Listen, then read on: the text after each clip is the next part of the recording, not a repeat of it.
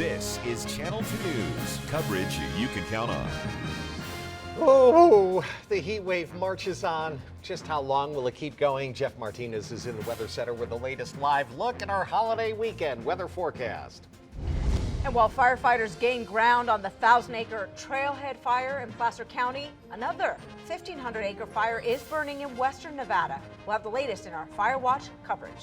City workers in charge of 70 miles of red zones in Reno to keep areas clear for first responders. Kai Sisson live with more on the rules of the road when it comes to red zones. Those stories top of your news right now, 5:30. Hello. Good morning. How was June for you? Done. Just like that. Almost. Too fast. Yeah, Friday's first day of July. Good grief. All right, Satan called. He wants his weather back. Holy cow, is it hot outside, Jeff? Oh man, from the fiery pits of hell, right? That's what it feels Feels like. like sometimes. At the Feels like red it out light, there. it does. Yeah, third day in a row, we've had 100 degrees or better around our area. Reno, 100 degrees yesterday. Fallon and Lovelock, second day, you've had temperatures right around 102, 103 degrees. We're going to do about the same today. Temperatures right up around 100 or better for many of our valleys. Beautiful sunrise getting underway right about now. Officially, it comes up 5:35, so just about 3 minutes or so. And your sunset now at 8:31. But new this morning, we're going to have to deal with a little bit of haze out there. You probably noticed it yesterday afternoon, evening. Indeed, we're getting a little bit of smoke from that fire burning just over the hill in the western slopes of the Sierra. That's the Trailhead fire. We'll have more details on that coming up, but we'll catch some more of that smoke coming into the area. So our air quality now in the moderate range. If you are sensitive to the smoke or have respiratory ailments, definitely stay inside today, which isn't a bad idea with these temperatures we've been seeing, which you'll probably do anyway. 64 degrees your current temperature. It's a beautiful morning out there. Look at that sunrise in Carson City. You'll make it up to about 95 degrees today. Again, about the same as yesterday. Traffic looking good. Fairly light traffic volume. Don't see any major accidents or incidents out there around town. Everything's moving along great. So keep it up. 63 in Lovelock. Good morning, Fallon. 63. Both of you will be in the low 100s again today. Our average high is 88. We'll do about 100, just about 3 degrees shy of the record set back in 2013. So hazy and hot today. Temperatures again just about the same as yesterday, right around 100 degrees. More on your weather, which includes a look at the holiday weekend coming up for you in just a few minutes. Have a good Thursday. Back to you. Definitely the season for awesome sunrises for sure. That wildfire is still burning in El Dorado and Placer counties, still causing evacuations there, bringing some smoke to our area. Could smell it out there. The Trailhead fires burning in Placer and El Dorado counties, east of Auburn and north of Placerville. It has scorched close to 2 square miles so far. It's now a 12% containment. About 250 firefighters are working to battle the blaze, which has forced mandatory evacuations for homes there. Now, in our state, another fire is burning in central Nevada, about 35 miles northeast of Austin, in the Edwards Creek Valley. It's called the Horseshoe Fire. It's 40% contained. It's burned 2.5 square miles, but no structures have been threatened there. In Crime Beat this morning, Douglas County deputies looking for a suspect in a bank robbery. This one happened at the U.S. Bank on Kingsbury Grade and State Line just before 3:30 yesterday afternoon. Investigators say a man entered the bank. He showed a note and a handgun. The suspect is described as a man in his mid-20s, about 6 feet tall with blonde hair. There's a photo. He had bandages and sunglasses on his face. He was also wearing a black fleece jacket and white shorts at the time. He was seen leaving in either a black four-door car or a possibly silver or champagne-colored hatchback. If you know anything, please call the Douglas County Sheriff's Office. Their phone number is 782-9931. Big Money Watch news, and hey, it's good news. Your power bill takes another dip. Lower rates from NV Energy go into effect tomorrow. A typical single-family home should see their bill drop $1.30 a month to $78.43 on average. A typical natural gas bill will drop $3.52 a month to about $38.62 on average. NV Energy says the summer electric bills are lower now than they were back in 2007. All right, if you live in a residential parking permit zone in Reno, you're going to want to hear this. There are some changes starting tomorrow. Cost of those permits is going to increase, and a smaller number of visitors passes will be available. A 6-month parking permit will go from $3 to $10. Long-term residents can buy an annual pass for $20. Each address will also be limited to one visitor's pass. That's it. To help clear parking for residents, parking citations are going to go up. Those are going to be $100. These are the first changes to the program since it was adopted in 1986. And it's because residents near the university say they're having problems with college students parking illegally on their streets. From crosswalks to traffic lanes to the important red safety zones, maintaining the paint on roads and sidewalks is a tasking job for city workers. Kai Sisson joins us live this morning from Valley Road in Reno to tell us how the city is preserving the paint to help keep us all safe. Good morning. City workers are busy this summer, John and Andy, making sure all the different types of paint on city streets is nice and well kept, especially the nearly 70 miles worth of red zones throughout the city. This is a freshly painted curb here on Valley Road, and it's just one of the ways that they're keeping people safe. The task is pretty great, but we do it approximately every 2 years throughout the whole city. Yeah, the city of Reno spends about $700,000 to $800,000 a year maintaining the paint on Reno's roads. And when it comes to red safety zones, police say they are especially important because red zones are often on the corners of intersections and give drivers clearance to see oncoming traffic when turning. They're also important for first responders, and when people park inside the marked curb, they can face around a $75 fine. The safety zones are just that. They're safety zones, not only for drivers, but also for first responders, the fire department and police officers. It gives us an opportunity to park and position our vehicles so that way we can keep the area safe. Now, if you know of an area that needs some work, whether it be a red zone or any other sort of city maintenance request, you can dial that number on your screen, Reno Direct at 334-INFO. Now, John and Andy, I asked Officer Broadway, what if you're just like a little bit? If you're just like the corner here of the curb parked there, does that count? Yeah, it does count. If you're parked in a red zone, you will be ticketed, especially when you have all these nicely new painted curbs. There's really no excuse. Coming to you live from Valley Road this morning, Kai Sisson, Channel 2 News. Thank you, Kai. Well, they're not messing around. Just a little bit, you'll get a ticket. But what makes it tough is as we get bigger in this city, there's less parking. You can't park on the new Virginia Street Bridge anymore. And there's a big, beautiful lot that nobody can get to by South Virginia and Grove. Take it to City Council. Ever since John they built Potter. those new houses. Every Wednesday morning, you can go pound your fist, tell them. Like I do here. Coming up on Channel 2 News this morning. Art Town is back, and tonight they're bringing music, theater, and art to Wingfield Park. We'll have the details next. You're watching Channel 2 News this morning, Northern Nevada's #1 newscast, with John Potter, Andy Guevara, and Jeff Martinez's Pinpoint 2 forecast.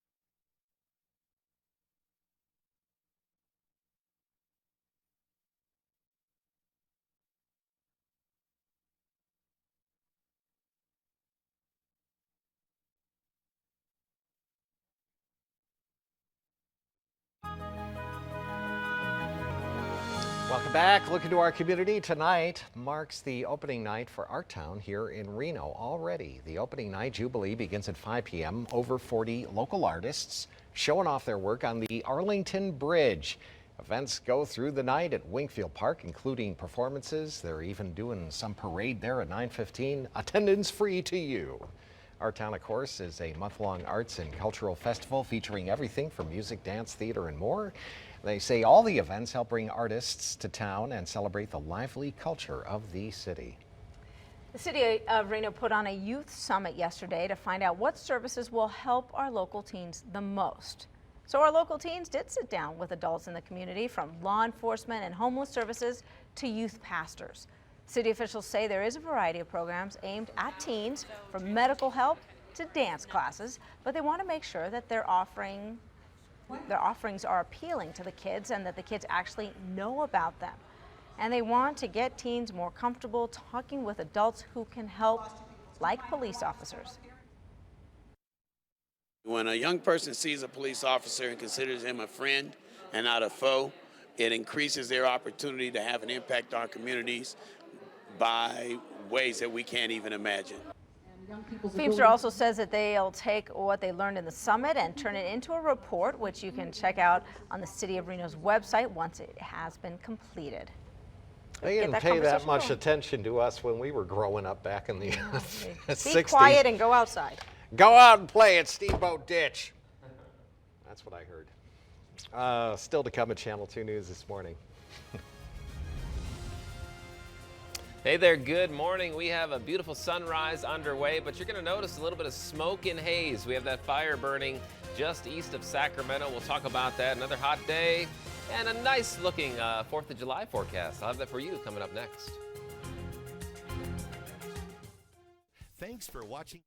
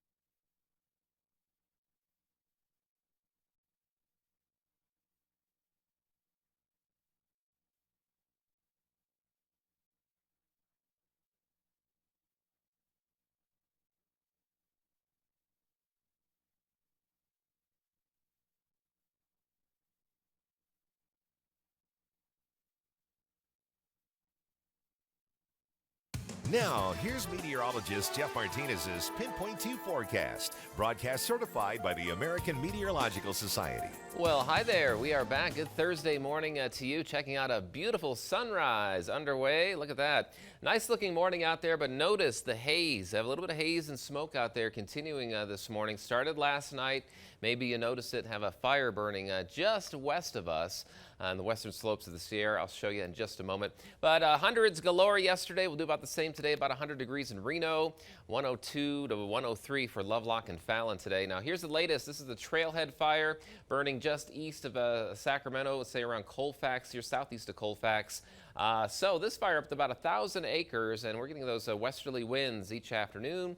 That'll carry some more of that smoke into the area yet again for us today. So be aware of that. If you're sensitive to the smoke, of course, stay indoors. Our air quality now down in the moderate range. So your best bet anyway today, just find some air conditioning, right? Stay inside. And that's what be a pretty good idea for you today. Hazy sunset last night with some of that smoke. Look at that shot. Dana Mason posting that one on our Facebook. Thank you. Yeah, that's going to be a beautiful sunrise. It is a beautiful sunrise. Again, a little bit of smoke and haze around the area. We're at 64 degrees right now to get you out the door. Not bad at all. Temperatures in Carson City, you're about 62 degrees. You'll make it up to about 95 degrees today. Again, look at that sky. Just beautiful. Again, you can see some of that haze and smoke still lingering out there this morning. No major accidents to report. Looking pretty good as you head out the door. And so our temperatures, 63 in Lovelock, 41 for South Lake Tahoe. Average high is 88. Record is 103, set back in 2013. Definitely a hot year. So here's what's going to happen today. Kind of the same deal as yesterday. We could see a few storms pop up to the south of us again, like we've had for the past couple of days, right about here, mainly south of Highway 50.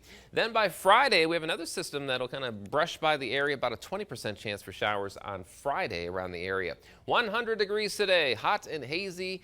For us out here, Mammoth Lake's 83 degrees, 99 in Hawthorne. Chance for some showers again today, 10 to 20% chances for us down into the south. We'll see 93 in Battle Mountain, 100s, Lovelock and Fallon, about 98 degrees for you in Dayton, not far behind. We'll see 100 in Reno, most of our valleys, mid to upper 90s that is. 98 instead, Fernley 99 degrees. Pleasant 84 for South Lake Tahoe, but smoky skies around the Tahoe Basin today. 20% chance for showers tomorrow, and then mid-90s for Sunday right through 4th of July. Looking pretty good. At least we cool it off a little bit here for the holiday weekend.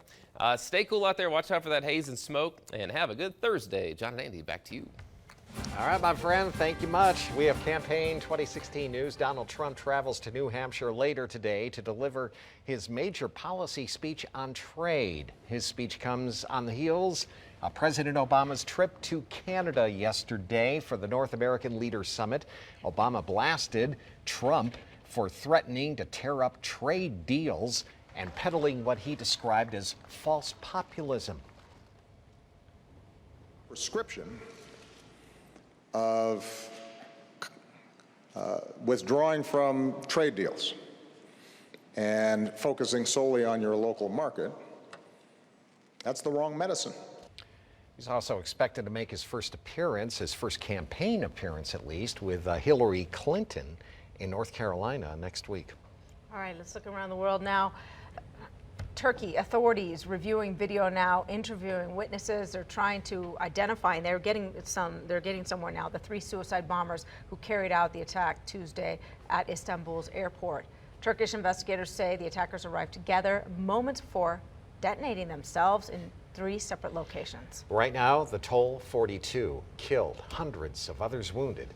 Jonathan Vigliotti has the latest from Istanbul.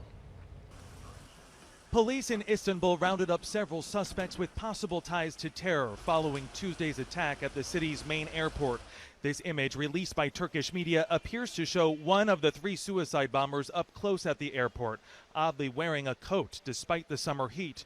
Turkish officials say the group arrived at their target by taxi, but the taxi driver, who was recently interviewed, reportedly says he didn't recognize what language they were speaking. Moments later, their actions would speak loud and clear.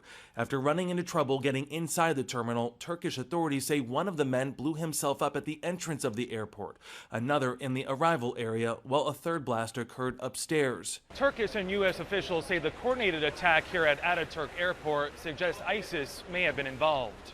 The despicable attack at Istanbul's international airport yesterday certainly bears the hallmarks of ISIL's depravity. Turkey has played a key role in the U.S.-led military coalition against ISIS in Iraq and Syria. Speaking in Canada, President Obama reaffirmed the U.S.'s goal to defeat the terror group. We will not rest until we have dismantled these networks of hate. As relatives of the victims begin to lay their loved ones to rest, Turkey's prime minister is calling for national unity to combat terror. Jonathan Vigliotti, CBS News, Istanbul, Turkey. So far, no group claimed responsibility, but DNA tests they have done on the attackers, they're underway. AP says they were from Russia and Central Asia, and Turkey is defying the EU, which is questioning their anti-terrorism efforts, saying they restrict freedom of expression, and the EU wants more open borders. What a bunch of nitwits. Really. ISIS is like a death cult. All right, we're at war. Coming up on Channel 2 News this morning.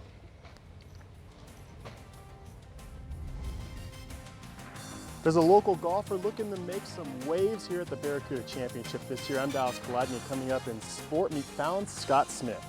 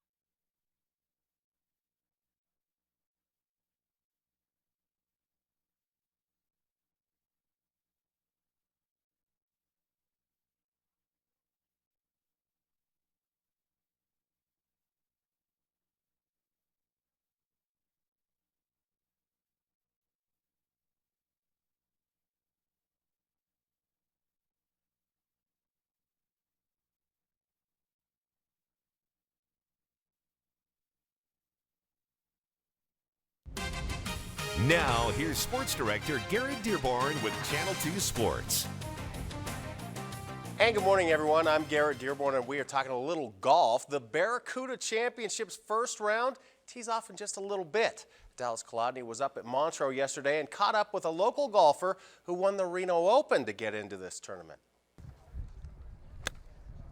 Fallon native Scott Smith is returning to the Barracuda Championship after a 4-year absence. His 2 previous times he played in the tournament was due to a sponsor exemption, but this time he earned his way in through the Reno Open. The former Wolfpack golfer says winning this tournament at Montreux would be special. You know, it'd be a dream come true. I mean, I've been coming up here since I was a little kid. I used to volunteer on the driving range over here, and always envisioned myself, you know, playing in this tournament. So it feels good to compete in this tournament. Now, this is Scott's 4th professional tournament, his 3rd here at the Barracuda Championships. His other one was at the U.S. Open, and he says he's starting to feel less nervous and more confident in his game. And maybe just my mental game. I've been working on that lately, the last year or so, and seems to be paying off. I mean, looking back, I feel like I was. At the time, I didn't, but you know, you look back on the experience, and yeah, probably a little deer in the headlights, I guess. But looking forward to this week and see what I can do. Smith will have to compete with multiple past winners of the Barracuda like Jeff Ogilvie, Gary Woodland, and 2-time winner and defending champ J.J. Henry. You know, as soon as I get off the plane, it gives me great vibes. I just love coming here. I've obviously been fortunate enough to win the event now twice in 12 and 15, and nothing better than coming back and being a defending champ and having a lot of great memories from last year, making a putt for Eagle on the playoff hole to win the event and stuff. But I just love coming here. The first round of the Barracuda Championship tees off later this morning. Dallas Kolodny, Channel 2 Sports. And let's talk a little soccer, where Reno 1868 FC announced yesterday that it's agreed to a 2-year deal with Major League Soccer San Jose Earthquakes to become the Quakes' sole domestic professional affiliate. Reno 1868 FC is scheduled to begin play in March of 2017. Baseball, the Giants were hoping to end a 2-game skid with the A's, but the A's playing host for 2 now, beginning last night. Bottom 3rd, and that would be a sacrifice bunt by Billy Burns to make it a 1-zip A's lead. Yeah, the A's all over Jake Peavy last night. Peavy would give up, well, he had a rough outing. He gave up 7 runs, 3 earned on 5 hits, and just 3 in the 3rd. And the A's have beaten the Giants 3 straight, 7-1. That about wraps up your morning of sports. Have a great day. Thanks for watching Channel 2 News.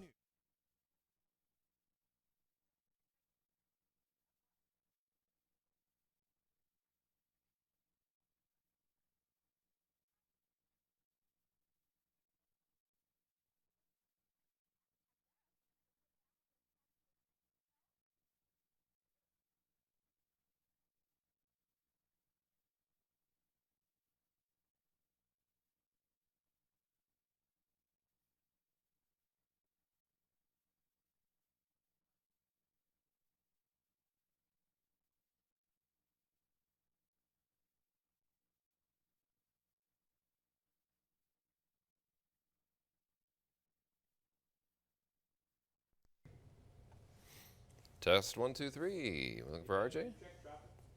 Hello, RJ. Good morning. Let's go to RJ.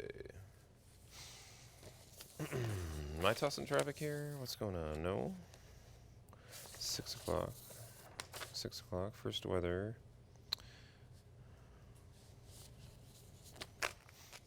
Okay.